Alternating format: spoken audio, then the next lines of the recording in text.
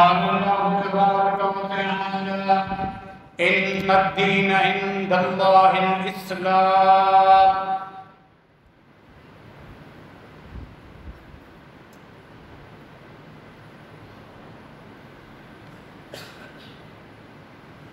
اللہ رب العالمین نے خاتم النبیین جناب محمد رسول اللہ صلی اللہ تعالی علیہ وآلہ وسلم پر دین اسلام کی صورت میں مکمل شریعت نازل فرمائی۔ اللہ رب العالمین نے اس دین کو مخلوق کے لیے نعمت اور اپنی رحمت قرار دیا اور اس دین پر عمل کرنے والوں کے لیے اپنی رضامندی اور خوشنودی کا اعلان فرمایا ہے، اور اس دین کو اللہ رب العالمین نے آخرت کی کامیابی کے لیے مشروط قرار دیا ہے۔ اس دین اسلام کے بغیر آخرت میں تمہاری کامیابی نہیں ہوگی، دنیا میں تمہاری عزتیں، تمہارا غلبہ اور تمہارے لیے امن و امان، یہ سب اس دین پر عمل کرنے کی صورت میں ہی ممکن ہے۔ یہ اللہ رب العالمین کا پسندیدہ دین کہ اس دین کے بغیر کوئی بھی اگر عبادت کرتا رہے، اپنی مرضی سے، اپنی طرف سے نئے نئے طریقے نکال کر، جو اس دین میں نہیں، اللہ رب العالمین قطعاً قبول نہیں فرمائے گا۔ یہ جتنے جملے آپ سن رہے ہیں، یہ قرآن مجید کے اندر مختلف مقامات پر اللہ نے دین اسلام کا تعارف اسی انداز میں کرایا ہے۔ وَمَن يَبْتَغِ غَيْرَ الْإِسْلَامِ دِينًا فَلَن يُقْبَلَ مِنْهُ وَهُوَ فِي الْآخِرَةِ مِنَ الْخَاسِرِينَ۔ دین اسلام کو چھوڑ کر کوئی بھی انسان کسی قوم، قبیلے، بڑے خاندان کے ساتھ ہی تعلق کیوں نہ ہو، اسلام کو چھوڑ کر کسی اور طریقے میں رب کو راضی کرنے کی جستجو اگر کرتا رہے، عبادتیں کرتا رہے، اللہ تعالیٰ قطعاً قبول نہیں فرمائے، اور ایسا انسان آخرت میں گھاٹے اور نقصان میں ہی جائے۔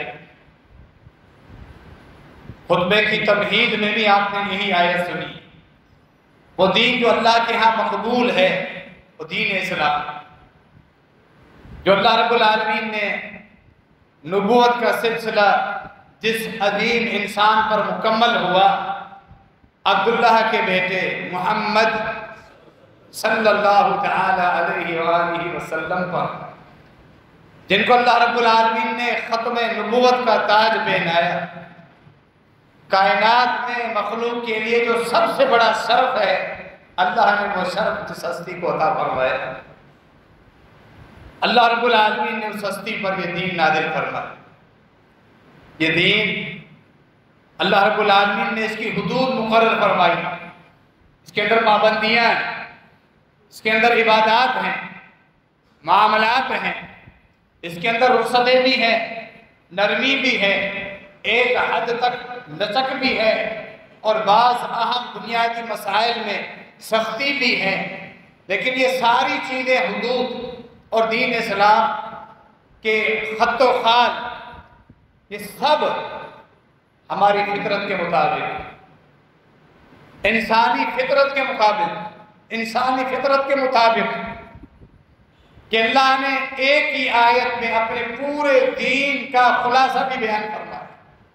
لا یکلف اللہ نفسا الا وسعها، کہ تم کیوں پریشان ہوتے؟ اللہ کی پابندیاں تمہاری طاقت سے بڑھ کر نہیں، کسی انسان کو اللہ رب العالمین اس کی برداشت سے بڑھ کر مکلف کرتا ہی نہیں۔ کتنا پیارا اصول، یہ رحمتوں پر مشتمل اللہ رب العالمین کا یہ اصول، دین اسلام دین رحمت، یہ اللہ کی بڑی نعمت۔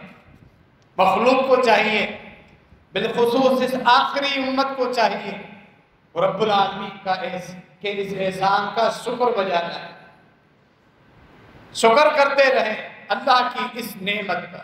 بے شمار رب العالمین کی نعمتیں، دنیاوی ظاہری نعمتیں بھی ہیں، لیکن یہ جو روحانی اور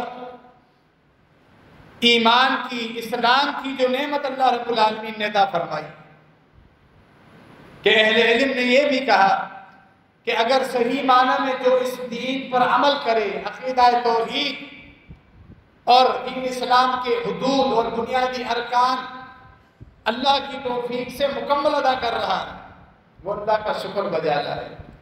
اس شکرانے کے طور پر اگر وہ ساری زندگی سجدے میں پڑا رہے، رب العالمین کی اس نعمت دین اسلام کا شکر ادا کرنے کا حق مکمل ادا نہیں کر سکتا، اتنی بڑی نعمت ہے۔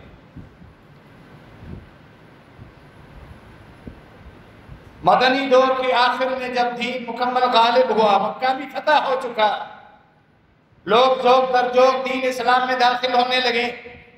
کچھ عرب کے ایسے قبائل تھے، مکہ اور مدینہ کے درمیان رہائشی آبادیاں، قبائل عرب کے، ان کے سامنے قرآن کی صداقت اور نبوت کے دلائل، پوری سیرت نکھرتی ہوئی پاکیزہ صاف و شفاف آئینے کی طرح ان کے سامنے موجود تھی، حقانیت واضح ہو چکی تھی، نبی علیہ السلام کی صداقت مکمل ہو چکی تھی۔ اس ایک انتظار میں تھے جب یہ مکہ فتح کرے گا، اللہ کی طرف سے اس کی مدد اور نصرت ہوگی تو یہ تھوڑا سا اشکال بھی ہمارا دور ہو جائے گا۔ مکہ فتح ہوا، اب لوگ جوک در جوک وفود کی صورت میں نبی علیہ السلام کے پاس آنے لگے، دین اسلام قبول کرنے لگے۔ ان قبائل میں کچھ ایسے سرداران تھے، ان کے بڑے، وہ کہنے لگے مسلمانوں تم دین اسلام محمد کے ہاتھ پہ قبول کر کے آئے، ہم نے دیکھ لیا یہ سچا نبی ہے، اس کا دین بھی سچا ہے، جو قرآن اس پر اترا ہے وہ اللہ کا کلام ہے، وہ انسان کے بس میں ہی نہیں وہ بنا سکتا، نہ ایسا لفظ نہ ایسا کلام ہم بنا سکتے ہیں، نہ اس قرآن کی جو تعلیمات ہیں اس طرح کی تعلیمات کوئی انسان شیڈول دے سکتا ہو، یہ انسان کے بس میں نہیں۔ اب اشکال یہ ہے، یہ تمہارا دین محمد کا دین بڑا پاکیزہ دین صلی اللہ تعالی علیہ وآلہ وسلم، اس میں شراب حرام ہو چکی، اس میں بیاج سود حرام ہے، اس میں قتل حرام ہے، ناحق کسی انسان کا قتل، لوگوں پر ظلم کرنا حرام ہے، کسی انسان پر ظلم کرنا، اس کو مارنا پیٹنا، اس کا مال کھانا، ہڑپ کرنا، اس کی زمینوں پہ قبضہ کرنا، سب حرام ہے اس دین میں، زنا کرنا حرام ہے۔ ہم نے تو یہ سارے گناہ کیے، ہم اندر سے پلید ہیں، تمہارا دین بڑا پاکی ہے، ہم اس پلیدی کے ساتھ اس دین میں کیسے داخل ہیں؟ یہ بڑے بڑے سرداران تھے، مختلف قبائل کے، جن کے ماتحت لوگ دین اسلام سے دیور آراستہ ہو کر آ چکے، وہ نور لے کر آ چکے۔ اللہ رب العالمین نے سورہ زمر کی آیات عطا کہ تمہارے لیے گنہگاروں کے لیے اللہ رب العالمین نے دین اسلام کے دروازے کھولے، لا تقنطوا من رحمت اللہ، اللہ کی رحمت بہت بڑی وسیع، اللہ کی رحمت کی وسعتیں اس پوری کائنات سے بھی بڑی۔ اللہ تمہیں معاف کر، ان اللہ یغفر الذنوب جميعا، تم نے جتنے لوگوں کا قتل کیا، لوگوں کا مال حرام سے کھایا، ظلم کیا لوگوں پر، تم سے بدکاریاں بھی ہوتی رہی، تم شراب بھی پیتے رہے، ظلم بھی کرتے رہے، دین اسلام نیت سے کلمہ پڑھ کے داخل ہو جاؤ، تمہارا سارا کھاتا رب العالمین صاف کر دے، ایک بھی نہ چھوٹا گناہ باقی رہے گا نہ بڑا گناہ۔ یہ رب العالمین کا دین، محمد کے رب کا یہ دین ہے۔ اب وہ سرداران بھی مطمئن ہوئے اور دین اسلام میں وہ بھی داخل ہو چکے۔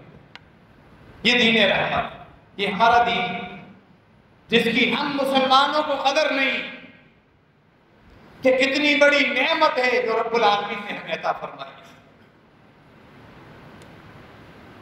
حکیم بن ہزام اسلام قبول کرتے وقت دل میں یہی اشکال لے کر آتا ہے اللہ کے نبی علیہ السلام کے پاس، مجھ سے گناہ بھی ہوئے ہیں اسلام قبول کرنے سے پہلے، اسلام قبول کرنے آیا، آپ کا دین میں نے دیکھا، تجزیہ کیا، آپ کی زندگی کو دیکھا، آپ کے صحابہ، ان کی زندگیوں کو میں دیکھ رہا ہوں، کس قدر خوبصورت پاکیزہ ان کی زندگیاں بن چکی۔ میں یہ دین قبول کرنے آیا ہوں، لیکن میں زمانہ جاہلیت میں مجھ سے گناہ بھی ہوئے ہیں، میں نے نیکیاں بھی کی۔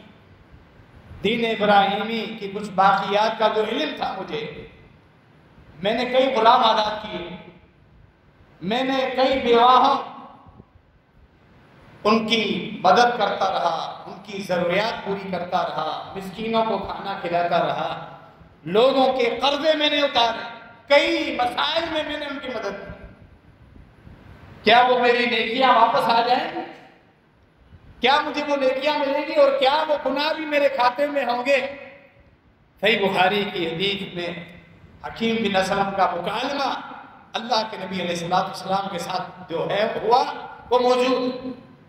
کس قدر مختصر اور جامع الفاظ ہیں، ہر حدیث میں آپ کو یہ جامع الفاظ نبوت کے ملیں گے۔ کیوں؟ فرمایا بعثت بجوامع الکلم، اللہ نے مجھے یہ معجزہ دیا ہے، یہ صلاحیت دی ہے کہ جب جب دین اسلام کے متعلق میں گفتگو کرتا ہوں، جامع الفاظ اللہ کی توفیق سے مجھ پر ان کی وحی ہوتی ہے اور میں وہ گفتگو کرتا ہوں، چند لفظوں میں بے شمار دین کے مسائل سمٹ جاتے ہیں۔ فرمایا اسلمت علی ما اسلفت من خیر، انتہائی مختصر چند الفاظ، لیکن چند لفظوں کے اندر ندیاں اور دریا نہیں، سمندر سموئے ہوئے۔ اے حکیم، زمانے جاہلیت میں جتنی نیکیاں تو کر چکا ہے، جن کا تم نے تذکرہ کیا، اسلام قبول کرتے ساتھ ہی ساری نیکیاں تیرے کھاتے میں پلٹ کے آ گئے، جبکہ اسلام قبول کرتے ساتھ ہی سارے گناہ رب العالمین تیرے دھو کر صاف کر دے۔ جس کا معصوم بچہ اپنی ماں کے بطن سے جنم لیتا ہے گناہوں سے معصوم، اللہ رب العالمین تیرے گناہ اسی طرح دھو کر صاف کر دے۔ یہ دین اسلام کی نعمت ہے جو ابتدا سے ہی اپنی رحمت کی نشاندہی کرتا ہے۔ نبی مکرم جناب محمد رسول اللہ صلی اللہ تعالی علیہ وسلم کی سیرت، آپ کے احکامات، اوامر، جن جن چیزوں کا حکم دیا، جن جن چیزوں سے روکا، اور جو جو واقعات ہوئے جس میں نبی علیہ السلام کی شفقت اور آپ کا ترحم اور آپ کی رافت یعنی نرمی غالب ہے، بے شمار واقعات ہیں جو کتب حدیث میں ہم پڑھتے ہیں۔ یہ ابتدا میں جو آپ تعارف سن رہے ہیں، آپ سمجھ چکے ہیں کہ آج کے اس خطبے میں ہم اس چیز پر تذکرہ کر رہے ہیں کہ یہ دین رحمت، اس میں آسانیاں، اس میں اہل اسلام کے لیے بھلائیاں ہیں، دونوں جہانوں کی خیر، دونوں جہانوں کی عزتیں ہیں۔ اس دین کو اپنے آپ پر بوجھ مت سمجھیں، پابندی مت سمجھیں، یہ ہماری دنیا کی حفاظت کا بھی ضامن ہے، یہ ہماری آخرت کی کامیابی اور جنتوں کی وراثت بنانے کا بھی ضامن ہے، ہمیں آگ سے بچانے کا بھی ضامن یہی دین ہے اسلام۔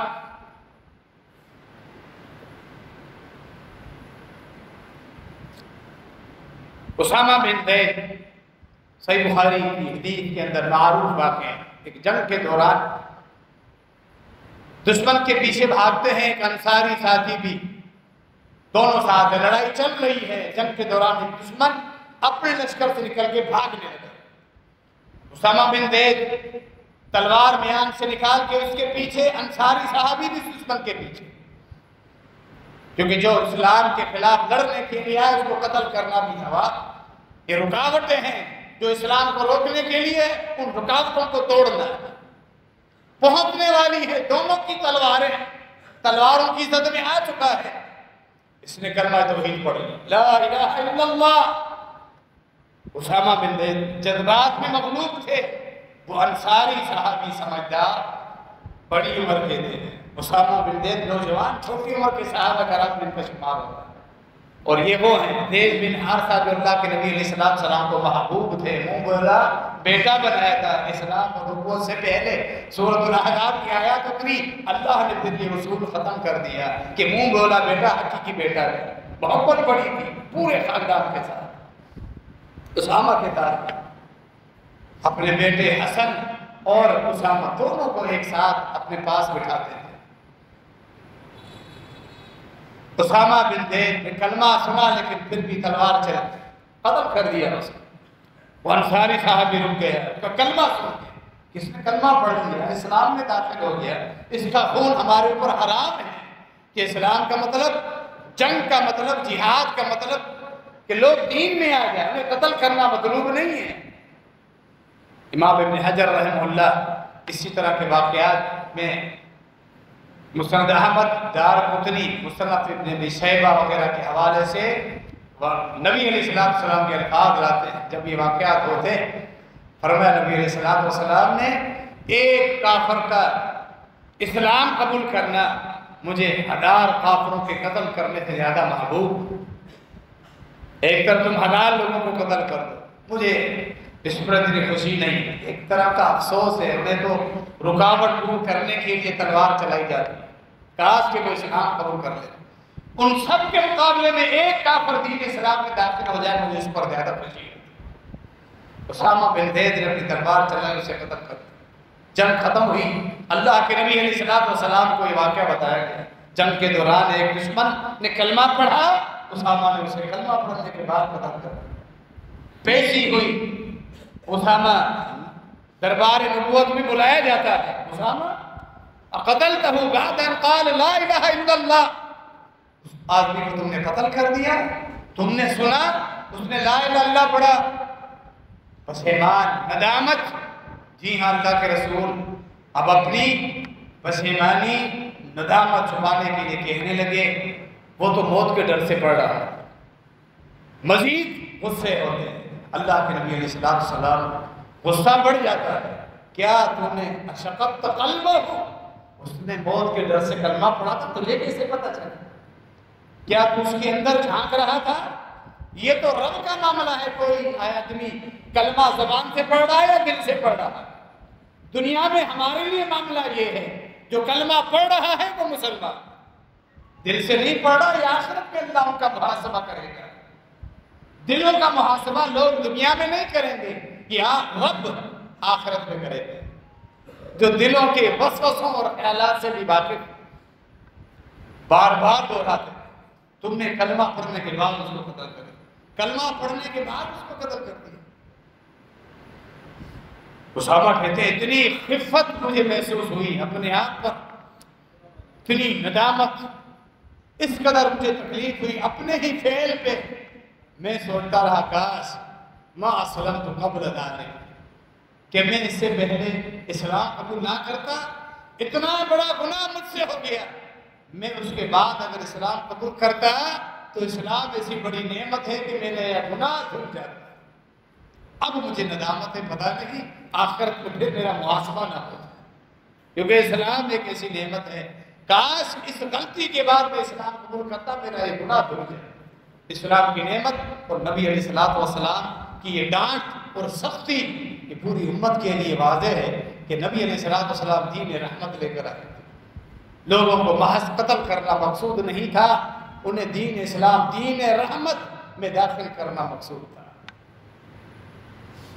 صحیح بخاری کتاب الجہاد، نبی علیہ السلام نے سریہ تیار کرتے حکم دیتے، سریہ روانہ ہونے والا ہے، ایک صحابی پہ نظر پڑتی ہے، اللہ کے نبی علیہ السلام جس طرح آپ اللہ کے نبی تھے، رسول تھے، خلیفہ تھے، حکمران تھے، قاضی تھے، ساری صفات ذمہ داریاں لے کر آئے تھے، اپنے صحابہ کے معاملات، ان کی رشتہ داریاں، ان کے گھر کے حالات تک واقف ہوا کرتے تھے، ان کی ضروریات سے واقف ہوا کرتے تھے، حتیٰ کہ آپ کو کچھ ایسی احادیث ملے گی، نبی علیہ السلام جانتے تھے میرا یہ صحابی پریشان ہے، اس کے گھر میں نوجوان بیٹی ہے جو بالغ ہو چکی ہے، یہ رشتے کے لیے پریشان، پھر کوئی اور مرد آ جاتا، معلوم ہوتا کہ یہ رشتے کی طلب میں حکم دیتے، جاؤ فلاں کے گھر بیٹی ہے اور وہاں رشتہ تمہارا ہو جائے۔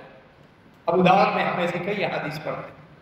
یعنی نبی علیہ السلام کی سیرت کا یہ بھی پہلو، جو علاقے کے ذمہ دار ہیں، حکمران ہیں، امیر ہیں، وہ صرف دینی معاملات میں عبادت نہیں کرے گا، وہ لوگوں کے گھر کے مسائل سے بھی اس کو واقف ہونا ضروری ہے۔ یہ نبی علیہ السلام کی سیرت۔ ایک صحابی پہ نظر پڑی، اس کے بوڑھے والدین حیات تھے، جانتے تھے، سبھی کے لیے جہاد کے شوق میں تیار، اپنے پاس بلاتے ہیں۔ فرمایا تمہارے والدین کا کیا ہوگا؟ فرمایا اللہ کے رسول نے جہاد کے لیے نکلے، جہاد کا شوق ہے، شہادت کی طرف ہے، بڑے نیک جذبات، اسے بوڑھے والدین کو اکیلا چھوڑ کے جا رہا ہے۔ فرمایا نہیں، واپس بھیج، جاؤ اپنے گھر کی خدمت کرو، ففیہما فجاہد، تم جہاد کے جس ثواب کے لیے نکل رہے ہو، گھر میں وہ دونوں جنت کے دروازے کھلے ہوئے تمہارے لیے، تمہارا جہاد، تمہاری نیکیاں والدین کی خدمت میں اللہ نے رکھ دی، جاؤ ان کی خدمت کر کے جہاد کا ثواب حاصل کرو۔ یہ نبوت کے الفاظ، ففیہما فجاہد، کیوں الفاظ فرمائے؟ تمہارے جہاد کا ثواب اللہ تمہیں گھر میں دے گا جب تم بوڑھے والدین کی خدمت کرتے رہو۔ یہ دین رحمت جو اللہ کے نبی علیہ السلام کی احکامات اور فرامین سے ہمیں ملتا ہے۔ وَرَهْبَانِيَّةً ابْتَدَعُوهَا مَا كَتَبْنَاهَا عَلَيْهِمْ إِلَّا ابْتِغَاءَ رِضْوَانِ اللَّهِ فَمَا رَأَوْهَا حَقَّ رِعَایَتِهَا۔ سورہ الحدید، اللہ رب العالمین نے عیسائیوں کا تذکرہ کیا۔ جب عیسیٰ بن مریم اللہ رب العالمین کے رسول تھے، نبی تھے، اللہ نے انہیں زندہ آسمان پر اٹھا لیا، پیچھے انجیل اور اپنی تعلیمات چھوڑ کر گئے۔ ایک وقت تک ان کے حواریین عمل کرتے رہے، پھر کچھ لوگ ایسے آئے جو دین سے منحرف ہوئے۔ انحراف کی کئی وجوہات تھی، اسباب تھے۔ ایک سبب یہ بھی تھا، کچھ ایسے لوگ آئے جنہوں نے اپنے آپ پہ تشدد کرنا شروع کر دیا، عبادات میں سختی کرنا شروع کر دی، روزے کے اوپر روزے رکھتے جا رہے، بھوکے رہے ہیں اللہ کو راضی کرنے کے لیے، پیاسے رہے ہیں، اپنے بال بچوں کو چھوڑا، گھروں کو چھوڑا، پیچھے بچے جن کو والدین کی ضرورت ہوتی ہے ان کی ضروریات چھوڑی، جنگلوں کی طرف رخ کیا، رہبانیت اور صوفیت اختیار کر، عبادت، تنہائی میں عبادتیں کرتے رہے، نہ بچے ہوں، نہ کاروباری معاملات ہوں، نہ ان کے اندر الجھنے کی مسائل ہوں، تنہا بیٹھ کر ان کی عبادتیں کرتے، ہر روزانہ روزے میں عبادات، ساری رات قیام۔ اللہ نے سورہ الحدید میں ان کا ذکر فرمایا، یہ جو رہبانیت تھی انہوں نے خود بنا لی، اللہ نے یہ دین نازل نہیں فرمایا، اور اللہ ایسا دین نازل بھی نہیں فرمایا جس میں تشدد ہو، سختی ہو، دنیا سے کٹ جائے، ہر وقت عبادات ہو، مسجد سے باہر ہی نہ نکلے، جنگلوں کا رخ کرے، نہ شادی کرے، نہ اولاد کے مسائل ہوں۔ اللہ رب العالمین نے ایسا دین نازل نہیں، ابتداؤہا، خود انہوں نے کہا، فرمایا اللہ نے، ہم نے ان پر یہ سختی نہیں لکھی تھی، فرض نہیں کی تھی، پھر ہوا یہ، وہ آہستہ آہستہ مرتد ہونے لگے، وہ نقصان، فما رأوہا حق رعایتہا، اس ان سختیوں کو جھیل نہیں سکے، خود برداشت نہیں کر سکے، پھر اس طرح بکھرے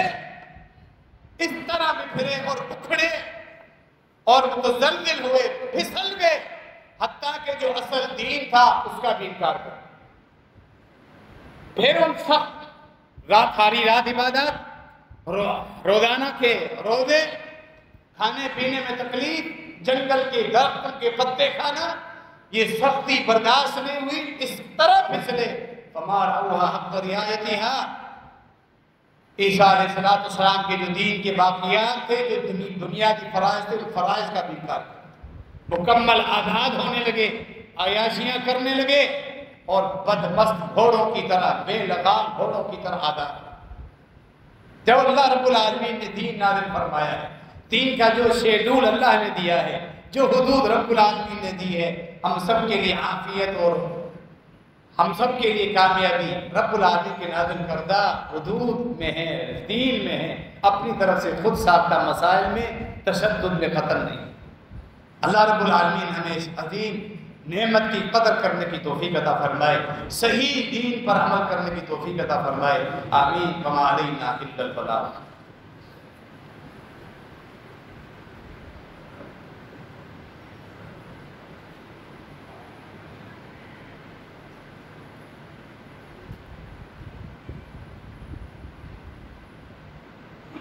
إن الحمد لله نحمده ونستعينه ونستغفره ونعوذ بالله من شرور أنفسنا ومن سيئات أعمالنا من يهده الله فلا مضل له ومن يضلل فلا هادي له وأشهد أن لا إله إلا الله وحده لا شريك له وأشهد أن محمدا عبده ورسوله.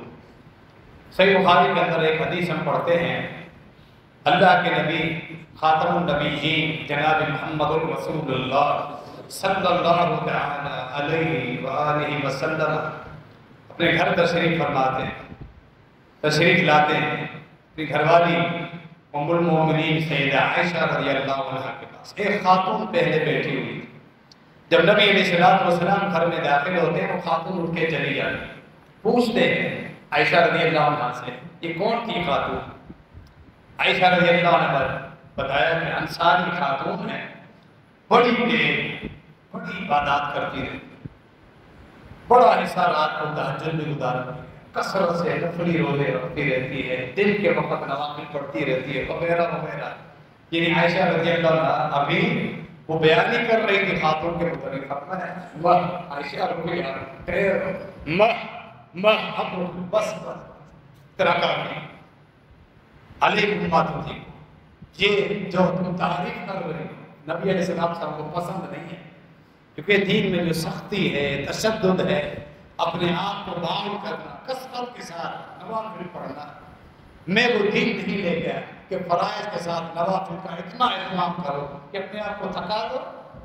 نہیں، بس علیکم ما تطیق، میرے دین میں یہ ہے اتنے اعمال کرو، نوافل میں جس کی طاقت، یعنی فرائض تو فکس ہے، ان میں کمی بیشی کرنے کی اجازت نہیں، کیونکہ اللہ رب العالمین نے فرائض نماز کی صورت میں 24 گھنٹوں میں صرف 5 وقت ہوگا، 500 نمازوں کے درمیان اللہ نے رخصت دے دی. اللہ نے آرام کرو، اپنے گھر والوں کو ٹائم دو، اپنے کاروبار کو ٹائم دو، دوستوں کو ٹائم دو، کبھی کبھار تفریح کے لیے نکل جاؤ، لیکن 5 وقتوں میں اللہ کے وقت کے لیے مسجدوں میں سب کو چھوڑ چھاڑ کر حاضری دی. 12 مہینوں میں 1 مہینہ روزوں کا جو اللہ نے فرض کیا. مال تم کماتے رہو، حلال کی شرط ہے، جتنا ضروریات کے لیے رکھو، بس جب زکوٰۃ کے نصاب کو پہنچ جائے تو 2.5% زکوٰۃ نکالو، باقی اپنی ضروریات کے لیے رکھ لو. جسے توفیق ہو نفلی صدقات کی، نفلی روزوں کی، اپنی استطاعت کے مطابق ان میں اپنے آپ کو تھکاؤ نہیں. اسی طرح زندگی میں 1 مرتبہ حج ہے، بس علیکم ما تطیق. اللہ نے جو شیڈول دیا اور انسانی فطرت کے مطابق جتنی طاقت ہو اتنی نیکیاں کرو، اتنے نوافل پڑھو. اللہ رب العالمین نہیں اکتاتا تمہیں نیکیاں دینے سے، تم عبادت کر کر کے خود اکتا ہے. تشدد انسان کی فطرت ایسی ہے، اپنے آپ پر جب سختیاں کرتا ہے تھک جاتا ہے، ان سختیوں سے جب واپس آتا ہے تو اثر سے بھی نیچے چلا جاتا ہے. عیسائیوں کی مثال آپ نے سنی، جب تشدد کیا، صوفیت رہبانیت سے واپس آئے، بے لگام گھوڑوں کی طرح بدمست بن گئے، اللہ کے فرائض بھی چھوڑ، مرتد ہو، دین ہی چھوڑ. یہ وجہ کیا تھی؟ سختی اپنے آپ. اللہ رب العالمین نے ہمیں جو دین دیا ہے وہ ایک میانہ روی والا دین، یہ دین اعتدال ہے، ہر معاملے میں اس کے اندر اعتدال. اللہ کے نبی علیہ السلام تشریف فرمائے، رمضان مبارک کا مہینہ ہے، ایک آدمی پریشان روتا ہوا اللہ کے نبی علیہ السلام کے پاس آ، احترقت یا رسول اللہ، میں تو جل کے بھسم ہو چکا ہوں، یعنی مجھ سے ایک ایسا گناہ ہوا ہے کہ رب مجھ پہ ناراض. رب کی ناراضگی انسان کے اندر کو جلا لیتی. یہ صحابہ کا یہ عقیدہ تھا، بظاہر جسم سالم تھا، صحیح تھا، الفاظ کیا ہے؟ بہت بڑا گناہ کر کے آیا، بہت بڑی غلطی کر کے آیا، احترقت، اسے بخاری کے الفاظ، میں جل کے مسلم اپنے آپ کو میں جلا کے راکھ کر کے آیا. اچھا کیا ہوا ہے بتا تو صحیح. روزے میں اپنی بیوی کے ساتھ ہم بستری کر بیٹھا، دماغ کر بیٹھا، یہ مجھ سے یہ گناہ کر کے آئے. نبی علیہ السلام سے سکون سے بٹھائے. نبی رحمت للعالمین، انداز دیکھیں یہ ایک مجرم ہے، ایک جرم کر کے آیا ہے، روزے کی حالت میں بیوی سے مل کر آیا ہے، جرم کر کے آیا ہے، اس سکون کے ساتھ اس کو بٹھاتے ہیں، فرماتے ہیں کہ اس کا کفارات کفارات بھی اللہ کی نعمتیں ہیں کہ اگر یہ کفارات نہ ہو کہ کوئی قسم اٹھائے پوری نہ کرے، کوئی غلطی ہو جائے، گناہ ہو جائے، کہ دنیا میں اللہ معاملہ صاف کر دے، یہ اگر کفارات نہ ہو آخرت میں محاسبہ ہو، ہم تو مر جائیں، ہم سب ہلاک ہو جائیں، یہ بھی اللہ کی نعمتیں ہیں، اللہ دنیا میں توبہ قبول کرتا ہے، یہ بھی اللہ کی نعمت ہے، والذی یقبل توبۃ عبادی،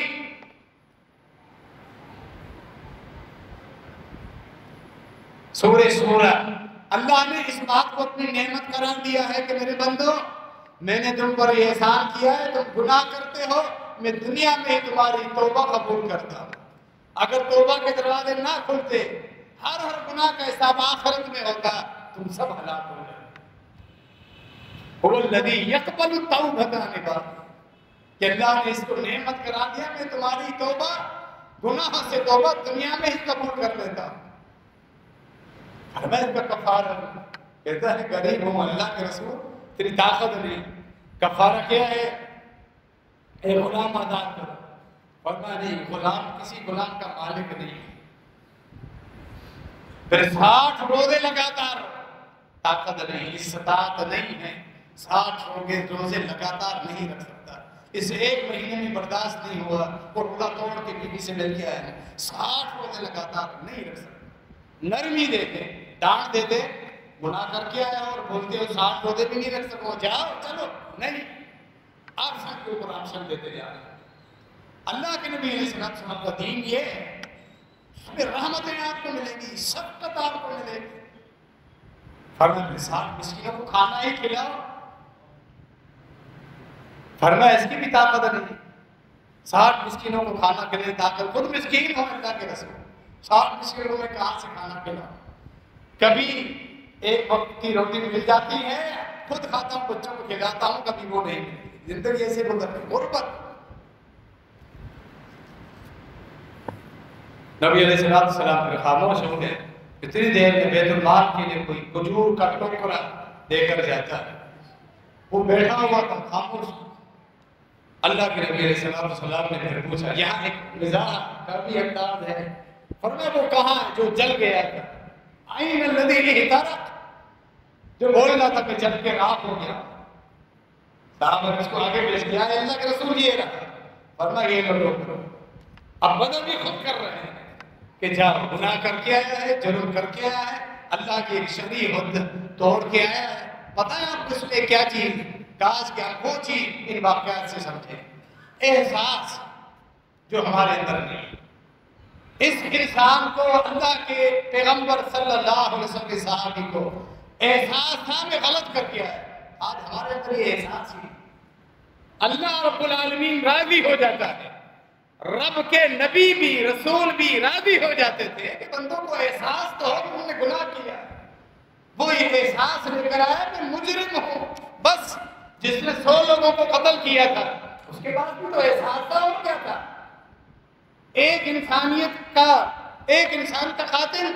وَكَأَنَّمَا قَتَلَ النَّاسَ جَمِيعًا، سورہ المائدہ، پوری انسانیت کا قاتل ہے، اس نے 100 انسانوں کو قتل کیا ہے، 100 انسانوں، لیکن احساس ڈھونڈ رہا ہے راستے، میرے لیے استغفار کا بھی راستہ ہے، ایک مسجد کے بڑے عابد سے کے پاس جاتا ہے کہ میرے پاس کوئی ہے راستہ، وہ کہتا ہے نہیں، مجھ سے بھی قتل کر، پھر کسی عالم کے پاس ملتا ہے کہ علماء رب کے ساتھ تعارف ہوتا ہے، رب کی رحمتوں لوگوں کو مایوس نہیں کرتے ہیں، ہاں تیرے لیے معافی، اپنا یہ علاقہ چھوڑو، نیک لوگوں کے پاس جاؤ، احساس لے کر جا رہا ہے، حتیٰ کہ درمیان میں وہ فوت ہو جاتا ہے، رب العالمین اس سے بڑھ کر اللہ کی رحمتوں سے مایوس ہو،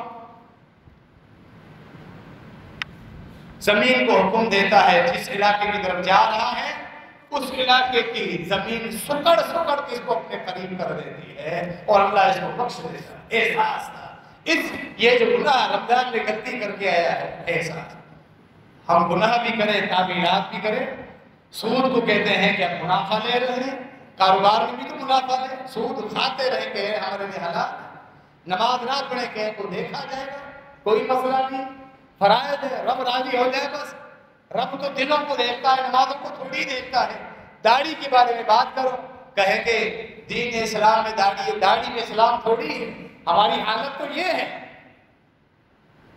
شلوار مرد حضرات اپنے ٹخنوں سے اوپر رکھ لیجیے، کپڑا نہ صرف مسجد میں نماز میں نہیں، ہر وقت کا حکم ہے۔ ہم کہتے اتنی سختی تھوڑی ہے، اتنا معاملہ تھوڑی ہے، جہاں سختی ہے وہاں آزاد ہو جاتے ہیں۔ ہم نے یہ معاملہ احساس ہی نہیں، اعتراف ہی نہیں ہے، اس کو احساس ہے، اعتراف ہے کہ نبی علیہ السلام اتنی شفقت کے ساتھ یہ معاملہ کرتا ہے۔ ورنہ جاؤ سر کا ٹوکرا سر پہ لیا جا رہا ہے، حدیث میں بعض روایات میں خاص ہوتے ہیں دروازے میں کھول کے واپس آ کچھ خیالات دل میں ہے، کہتے ہیں اللہ کے رسول مسکین کہاں تلاش کرو گے؟ اپنے گھر میں مسکین کہاں مسکین تلاش کرو؟ پورے مدینے میں میرے جو بچے ہیں وہ بھوک کاٹ رہے ہیں، وہ ضرورت مند ہے۔ اب اتنی اس آدمی کے یہ معاملات سن کے فرماتے ہیں صحابی ابو ہریرہ رضی اللہ تعالیٰ عنہ، اللہ کے نبی علیہ السلام قدر مسکراتے ہیں، ہنستے ہیں کہ سامنے والے دانت نظر آنے لگے۔ فرمایا جاؤ اپنے بچوں کو ملا، یہ نبی رحمت کی بے شمار مثالیں آپ کو دیں گے جو نبی علیہ السلام نے ہمیں اس دین میں دی۔ جاؤ اپنے بچوں کو ملا، ٹوکرا لے کے اپنے گھر چلا، ضرور بھی کیا، آپ کا کفارہ بھی ہو گیا اور بیت المال سے دودھ کا ٹوکرا لے کے آتا اپنے بچوں کو ملا۔ اللہ نے تو ہمیں یہ دین دیا، اللہ کے نبی علیہ السلام نے ہمیں یہ دین دیا جس کو ہم مشکل سمجھتے ہیں، جس سے ہم نکلنے کی کوشش کر رہے ہیں، پابندیوں کو توڑنے کی کیا ہے ریلیاں نکال رہے ہیں، احتجاج کر رہے ہیں، خواتین الگ احتجاج کرتے ہیں، ہمارا جسم ہماری مرضی، دین اسلام سے متنفر خود بھی لوگوں کو بھی کرنا، مرد حضرات الگ دین اسلام کی باتیں آج کو ملا یہ طالبانائزیشن وغیرہ کا لقب چسپا کرتے تھے۔ اللہ کے بندوں یہ دین تو ہماری عزت افزائی کے لیے اللہ نے ہم کو دیا تھا، نعمت کے طور پر دیا تھا، جس کے خلاف ہم اس طرح زہر اگل رہے ہیں۔ میڈیا پر دیکھو، سوشل میڈیا پر، پرنٹ میڈیا پر دیکھو، اس دین کے خلاف، اسلامی اصول کے خلاف کس طرح زہر اگلا جا رہا ہے۔ یعنی خود یہ ظالم، یہ شیطان کے چیلے ہیں، سب کے سب الحاد پھیلانے والے، قرآن کے اندر شکوک پھیلانے والے، اسلام کے شعائر کی ہتک کرنے والے لوگ، احادیث کا انکار کرنے والے، الحاد اور آزادی کے نام پر لوگوں کے اندر بدامنی، بے راہ روی اور بدامنی پھیلا رہے ظالم یہ لوگ ہیں۔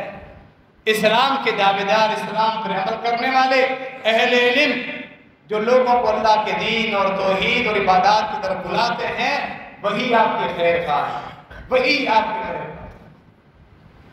حج کے موقع پر جو 10 ذی الحجہ کا دن، 10 ذی الحجہ جس میں 4 اعمال کرنے ہوتے ہیں، جو بڑا پتھر ہے جمرہ کبریٰ اس کو کنکریاں لگانی ہوتی ہیں، جانور ہدی کا جانور قربان کرنا ہوتا ہے، سر منڈوانا ہوتا ہے، طواف افاضہ، 4 اعمال ہوتے ہیں۔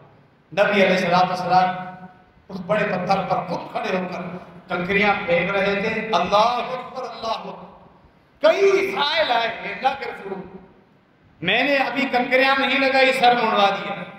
فرمایا گھر والا حرج کیوں پریشان؟ کوئی حرج نہیں، جاؤ باقی کام کرو، میں طواف افاضہ پہلے کر کے آیا، ابھی جمرات تک پہنچے۔ فرمایا کوئی حرج نہیں، میں نے جانور پہلے ذبح کروا دیا، ابھی تک جمرات کو کنکریاں نہیں لگائی۔ فرمایا کوئی حرج نہیں۔ چاروں معاملات کی تقدیم اور تاخیر کے بارے میں سوال ہوئے، فرمایا افعل ولا حرج، اللہ نے آسانی دی ہے، آسانی والا دین دیا ہے، چاروں معاملات آگے پیچھے ہو جائے کوئی حرج نہیں۔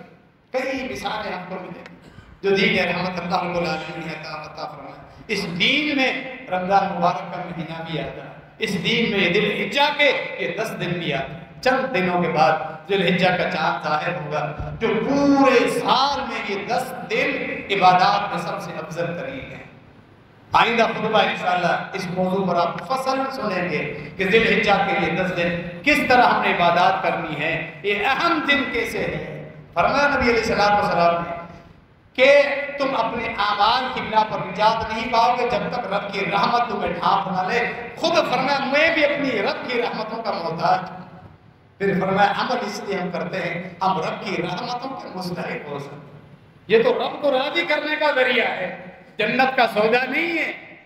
یہ ہمارے اعمال، جنت اللہ کی بہت قیمتی ہے، بہت قیمتی ہے. ساری زندگی وقف ہو جائے تو جنت میں ایک لاٹھی رکھنے کی جگہ بھی اپنی عبادات کے ذریعے نہیں خرید سکتے. وہ اتنی قیمتی جگہ ہے، اس قدر وہ پاکیزہ جگہ ہے، وہ اپنی اللہ رحمتوں سے عطا فرمائے. فرمایا پھر ایسا کرو وَسَدِّدُوا وَقَارِبُوا وَسَدِّدُوا وَقَارِبُوا وَغْدُوا وَرُوحُوا وَشَيْءٌ مِّنَ الدُّلْجَةِ القصد تبلغ. فرمایا ایسا کرو، فرائض ادا کرتے رہو، بڑے گناہوں سے بچتے رہو، اللہ سے جڑے رہو، گناہ کے باوجود رب سے تعلق ختم مت کرو، مایوس مت ہونا اور رب کے حق ادا کرتے رہنا. یعنی فرائض نوافل کی جتنی توفیق ہو. اس کی مثال ایک مسافر کی طرح، ہم بھی مسافر ہیں، سفر کر رہے ہیں دنیا کا، موت آئے گی وہ ہماری منزل، سفر مکمل. مسافر اپنے گھر سے نکلتا ہے، کام سے فارغ ہو کے واپس گھر آتا ہے، رب نے ہمیں بھیجا ہے اور رب کے پاس ہم واپس جائیں. دنیا میں تو سفر کرنے ہیں، یہاں ہم جاگیریں بنانے، جائیدادیں بنانے اور ایک مقام اور اسٹیٹس بنانے دنیا میں نہیں آئے. وہ تو ضروریات پوری کرنے کے بہانے ہیں، رب کی جنتوں کی وراثت حاصل کرنے کے لیے ہم آئے ہیں. سفر کسی مقصد کے لیے ہوتا ہے، ہمارے اس زندگیوں کا سفر رب کی جنتیں حاصل کرنا، یہ چیز ہے، یہ کاروباری منافع ہے ہمارا.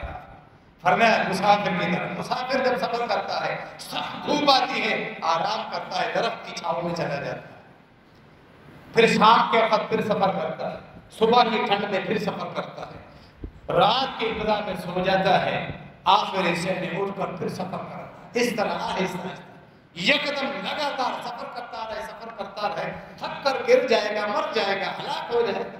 آرام بھی کرتا ہے، سفر کرتا ہے، ٹھنڈ میں وہ بالآخر منزل کو پہنچ جاتا ہے. فرمایا ہم سب مسافر ہیں.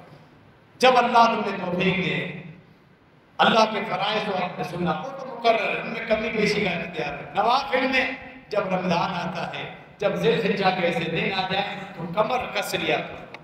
جس طرح ایک مسافر رات کی ٹھنڈ میں سفر کرتا ہے، کمر کس لیا کرو. ایسے ان دنوں کے فائدہ اٹھاؤ. جب ذی الحجہ جیسے عظیم دن آ جائے، پورے سال میں کی جانے والی عبادات کے مقابلے میں وہاں سے سبحان اللہ کہنا بھی افضل ترین عبادت بن جائے، تو نوافل پڑھنا بھی افضل ترین بن جاتے ہیں.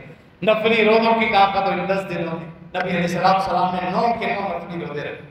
توفیق ہو گئی ان دنوں میں آنے والے پیر اور جمعرات کے روزے رکھے، وگرنہ کم از کم 9 تاریخ جس پر انشاءاللہ آئندہ خطبے میں دوبارہ گفتگو ہوگی، 2 سال کے گناہ معاف ہو.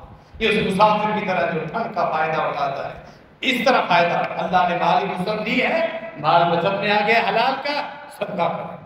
اگر تنگی ہے تو ٹھیک ہے، خالی فرض زکات نکالے، تھوڑا بہت نکالے، فراوانی آ گئی ہے صدقہ کرے. اس طرح طبیعت صحیح ہے، صحت ہے، سردی کے دن آ جائے نفلی روزے رکھیں، آسان ہے. اس طرح زندگی گزارتے رہیں جو نبی علیہ السلام نے یہ شیڈول دیا ہے.